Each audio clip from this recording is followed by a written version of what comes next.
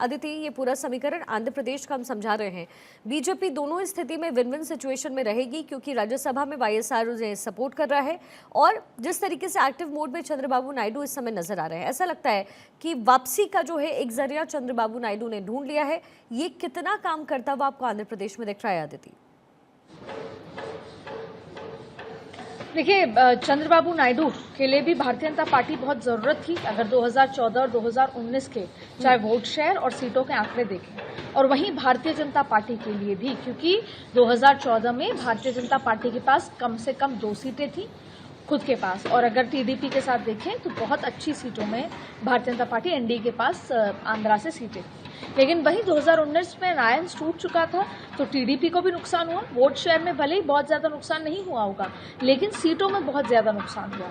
और वाईएसआर ने 2014 के मुकाबले 2019 में बहुत बेहतर प्रदर्शन किया, और फिर क्योंकि राज्य सरकार भी वाईएसआर रेडी की है, ऐसी स्थिति में भारतीय जनता पार्टी और टीडीपी दोनों एक दूसरे के लिए बेहद इंपॉर्टेंट हो चुके हैं। अब देखिए, जैसा आपने कहा, एक बहुत इंपॉर्टेंट फैक्टर आपने यहाँ कहा, वो फैक्टर ये है कि भारतीय जनता पार्टी के लिए फायदा ही फायदा है अगर भारतीय जनता पार्टी टीडीपी अच्छे आंकड़े दोनों मिलकर लाते हैं, क्योंकि पवन कल्याण भी साथ में है, एक वो फैक्टर भी है वहां पर, और साथ में जो एनटी रामाराव की बेटी, जो कि जिनका सीट का आप जिक्र कर रही थी, जहां पे 92% हिंदू हैं, वो एक सीट है जहां पर भारतीय जनता पार्टी खुद की जीत पक्की मान रही है। वजह यह भी है कि उनकी बेटी सुषमा स्वराज जैसा उनको माना जाता है, जिस तरह की उनकी वाक चातुर्य है, तो ऐसी, और प्रदेश अध्यक्ष भी है वो भारतीय जनता पार्टी की, तो ऐसी स्थिति में उस सीट के अलावा वो टीडीपी पे काफी ज्यादा डिपेंडेंट है, और जमीन पर जो वोट परसेंटेज का खेल है उसको भी काफी ज्यादा दोनों मिलकर कर सकते हैं। देखिए, अगर एक्चुअल वोट शेयर देखा जाए जमीन पे, तो कांग्रेस और भारतीय जनता पार्टी के वोट शेयर में बहुत ज्यादा फर्क नहीं है।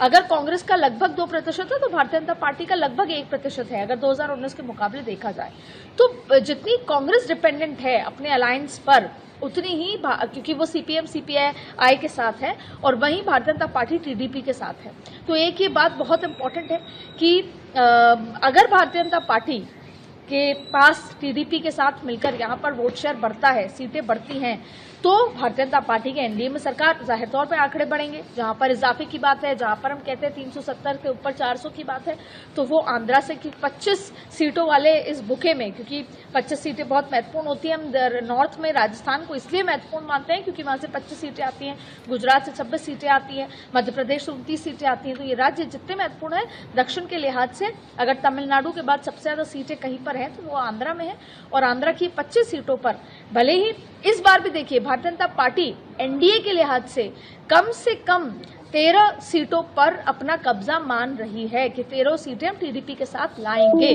तो ये अपने आप में बहुत ज्यादा महत्वपूर्ण हो जाता है कि भारतीय जनता पार्टी किस लिहाज से देख रही है। अच्छा देखिए, 2 फैक्टर्स हैं वो बहुत इंपॉर्टेंट हैं। एक, जो माहौल बदलती है, वाईएसआर की कुछ योजनाएं हैं, नवरत्न योजनाएं हैं, जिसको लेकर वो घर घर पर ये दस्तक दे रहे हैं कि सरकार ने बहुत अच्छा काम किया। जमीन पर आप जाएंगे तो वाईएसआर की जो योजनाएं हैं उससे आपको नाराजगी नहीं मिलेगी, लेकिन टीडीपी ने, और सबसे बड़ा जो गेम भारतीय कांग्रेस ने किया है, उनकी बहन को अपनी पार्टी का प्रदेश अध्यक्ष बनाकर, ये 2 फैक्टर हैं जिससे कहीं ना कहीं आंध्रा में आप वाईएसआर को चुनौती दे पा रहे हैं। और फिर उन दोनों के जो बयान है, उनकी खुद की बहन ये कहती हैं कि मेरे चाचा का कत्ल कर दिया या मर्डर कर दिया, अब पता नहीं वो क्या चाहते हैं। ये एक बहुत बड़ा फैक्टर है कि उन्हीं के परिवार का व्यक्ति उन पर इस तरह के आरोप लगाता है कहीं ना कहीं लोगों के बीच में, और वहाँ की राजनीति में इस पे एक बहुत आम उसमें चर्चा होती है। वहीं दूसरी बात है कि अगर बात करें चंद्रबाबू नायडू के बेटे की, चंद्रबाबू के नायडू के बेटे भी उन पर सीधे लगाते हैं कि अपने परिवार के एक सदस्य का वो खून कर चुके हैं, क्या वो अपने पूरे परिवार के साथ ऐसा करेंगे? ये किस तरह की राजनीति है? ये तो पूरी राजनीति के इर्द गिर्द घूम रहा है। अच्छा, कई जगह ऐसा है कि एंटी इनकम्बेंसी है वाईएसआर को लेकर, जाहिर तौर पर सरकार है तो एंटी इनकम्बेंसी होगी, लेकिन उसके अलावा जैसे नवरत्न योजना जो उनकी है, वहीं टीडीपी अपनी वो कोई योजना है जिसका नाम शायद अभी मैं मिस कर रही हूँ, वो योजना को लेकर भी प्रचार प्रसार कर रही है। उनकी भी कोई 6 रत्न योजना करके कोई योजना है डेवलपमेंट को लेकर, तो वहीं टीडीपी और वाईएसआर आमने सामने है। कई सीट है से कड़पा एक सीट है, वहां पर भी बहन चुनाव लड़ रही है, तो बहुत क्लोज फाइट है। तो ऐसी कई सारी सीटें जो बहुत रोचक है आंध्रा में। बयानबाजी आप देखेंगे तो बहुत रोचक है। यहाँ की राजनीति में जिस तरह की बयानबाजी होती है वो कभी एक जमाने के उत्तर प्रदेश की राजनीति को भी याद दिलाता है। यहाँ जाति समीकरण भी बहुत अहम है।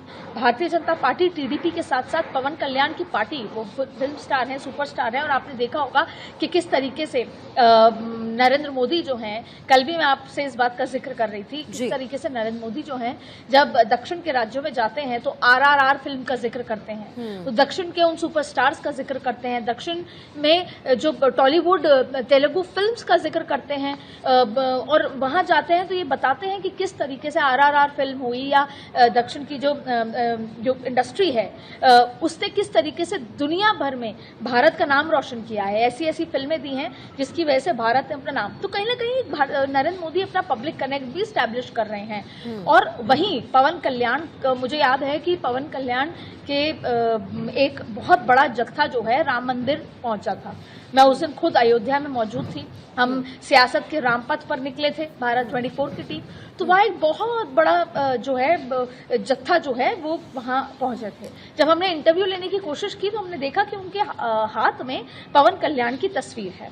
हमने पूछा तो उन्होंने कहा कि पवन कल्याण जो है उनका जन्मदिन है आज, और हम आंध्रा से आए हैं और यहाँ पर दर्शन करने आए प्रभु श्री राम के दरबार में, हम उनकी लंबी आयु के लिए आए हैं। तो कहीं ना कहीं आप वो इमोशनल कनेक्ट आप देखिए लोगों का, कि आंध्रा के लोग राम मंदिर आना पहला, फिर वो लोग हैं जो पवन कल्याण को बहुत पसंद करते हैं, और किस तरीके से भारतीय जनता पार्टी का पवन कल्याण पर डिपेंडेंट होना या उनको अपने अलायंस के साथ जोड़ना, ये सब कुछ इंटरकनेक्टेड है। तो अंततः भारतीय जनता पार्टी ने जो राम नाम से जो जोड़ा है, मतलब उत्तर और दक्षिण को, उसमें आंध्रा भी आता है, राम फैक्टर आंध्रा का भी आता है। फिर देख लीजिए, हम बार बार ये बात कर रहे हैं कि हम उस एक सीट पे भारतीय जनता पार्टी बहुत ज्यादा अपने आप को मान रही है जीत, क्योंकि वहां पर 92% जो है वोटर हिंदू हैं। तो ये पूरी कड़ी है टीडीपी के साथ। और देखिए, टीडीपी भी 2019 में बेहतर प्रदर्शन नहीं कर पाई थी भारतीय जनता पार्टी के साथ जब अलायंस टूट गया था।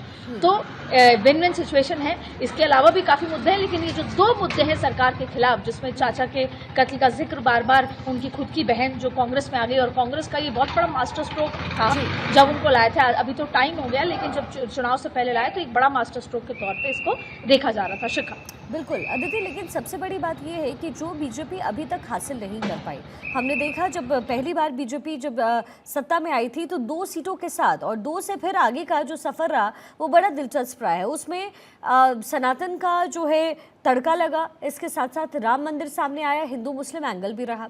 लेकिन साउथ को क्या कवर करने के लिए ये जो तमाम फैक्टर्स हैं, क्या वो मोर देन इनफ है जो बीजेपी को सीट लेकर के दे सकती है?